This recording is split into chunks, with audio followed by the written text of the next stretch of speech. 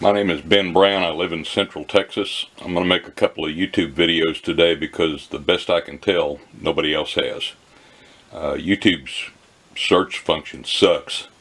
And my unsolicited advice to people posting YouTube videos is if you take the trouble to make it, I assume you want people to see it. If you don't put enough words in there for the search to turn up what you videoed, then you're pretty much wasting your time. I'm parting out a 93 Dodge Dakota, and then I'm going to crush it. And while taking parts off of it, I ran into a couple different problems, and I searched and searched, and eventually I found the solutions to them after 4 or 5 pages of Google searches. YouTube video didn't do me any good at all, so I decided I would make this video on a couple of small problems here. This year range on this truck is 1987 to 1996.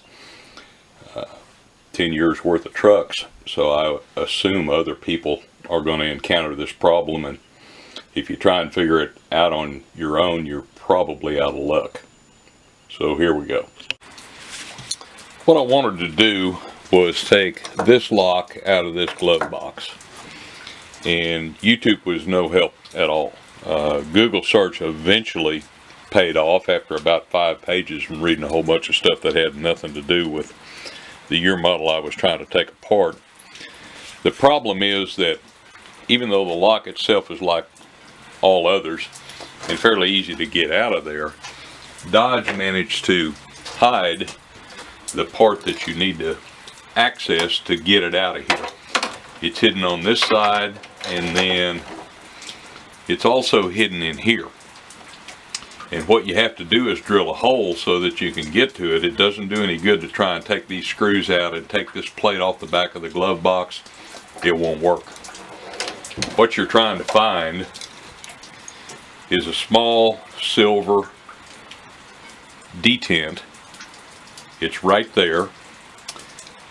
If you look in here, you'll see some brass colored things, and what those are the pins that are raised and lowered by inserting your key in there.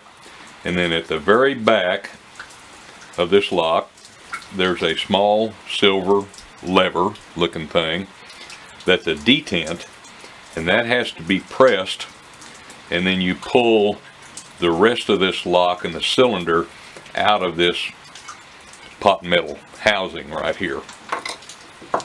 It all should be simple enough, but Dodge managed to make it complicated by the way they built that glove box.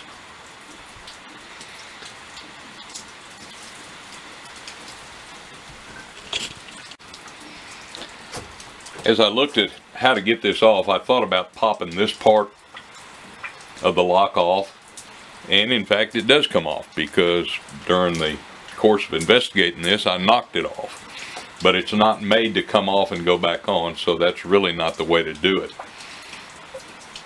It covers up, in addition to both sides of this glove box, this little slot right here where the detent pin is, and of course that's what you have to access to get the whole thing out of there. In the long run, it'll be easier to do this job if you take the front of the glove box off. Now, of course, I took the whole thing out, and you're not going to have that luxury, but it will be worth it to take that glove box lid out. There's a bolt right here. It's got a T30 Torx in the middle of it. The outside of it is 17 millimeter. Of course, you'd be laying on your back, sticking your hands up under this thing, and this looks easy. It won't be as easy when you do it while the rest of the glove box is still attached, but you can get it out of there. It comes out pretty easy. The other side is not quite that easy.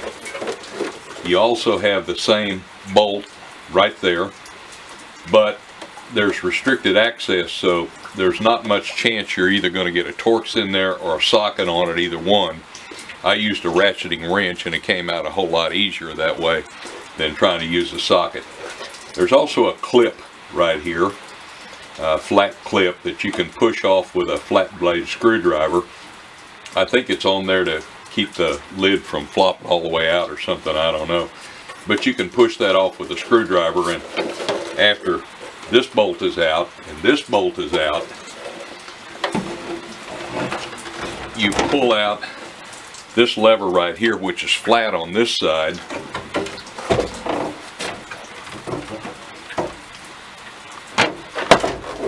and then on this side it's got a 90-degree bend on it. This clip is over it. The bend is not that long, but it's right up under there.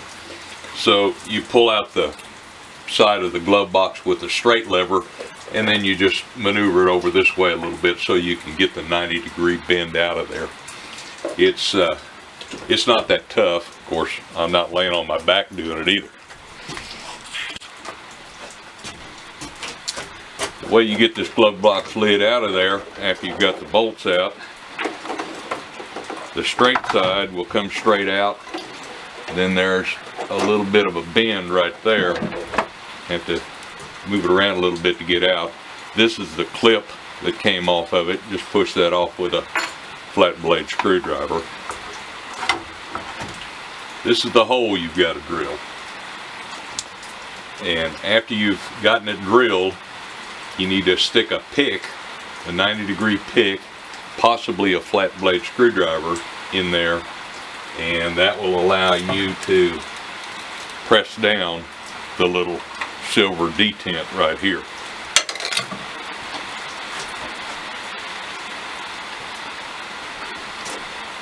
I put the key in the lock, number one, because you have to rotate it. Perhaps you can see here, you can't see the pins or the silver detent, so it has to be rotated the correct direction. Otherwise you can't see it when it's down in the hole. It's actually oriented like that, and you're going to stick the pick in that hole and reach around and grab this.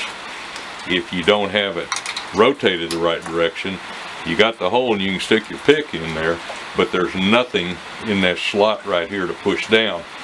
That's why it has to be turned this way, and keeping the key in there allowed me to do that. Also gave me a little grip when I was getting ready to pull the whole thing out of there after the detent was pushed down.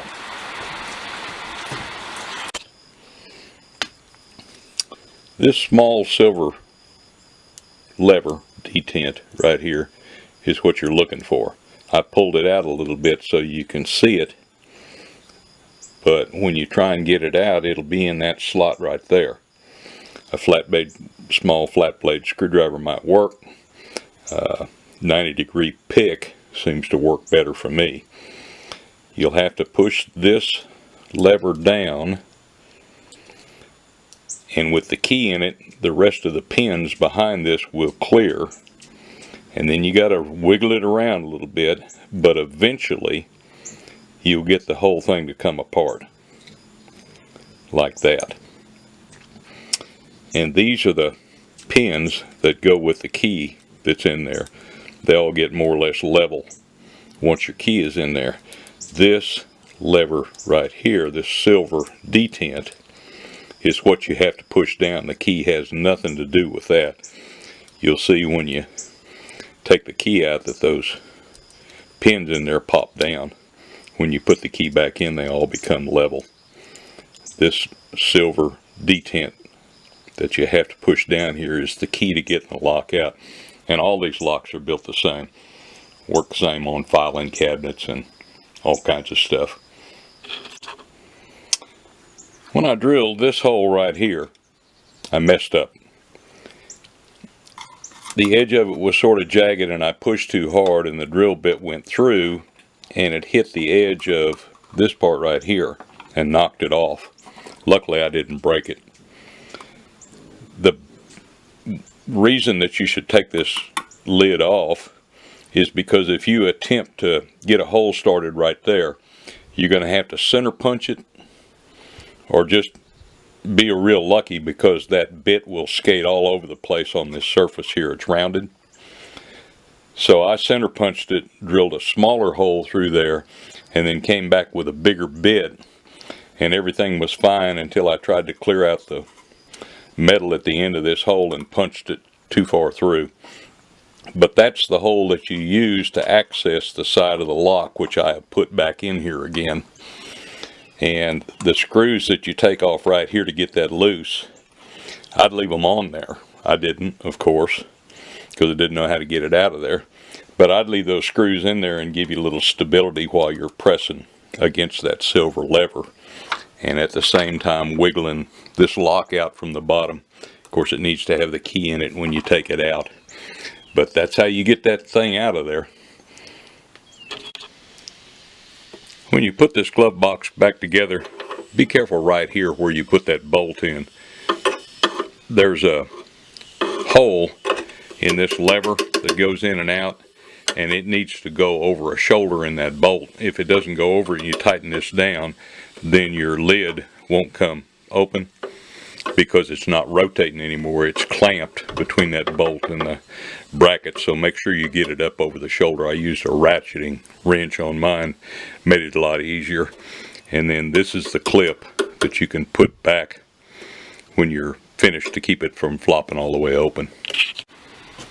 On this truck, the same key fits the ignition, the door locks, and the glove box lock. And that certainly is convenient because you've only got one key. However, if there's a situation where you want to lock things up in your glove box and somebody else will have the key and is driving your vehicle, you don't want to get them let them get into the glove box. You can take that lock out, take it to a locksmith, and they can repin it and cut you a separate key for that. I'm sure not everybody wants to do that, but some folks might. And it's pretty simple. It used to be about $10 to get that done. It's probably more expensive than that right now, but it can't be astronomical. Or you could also buy a new lock with a key and just swap that out. I'm going to make another video on door locks on this 93 Dodge Dakota, and latches and windows and regulators and channels and all of that, because I wanted to get the door lock out and it's an absolute nightmare and nobody has posted a video showing you how to do it, so I'm going to do that.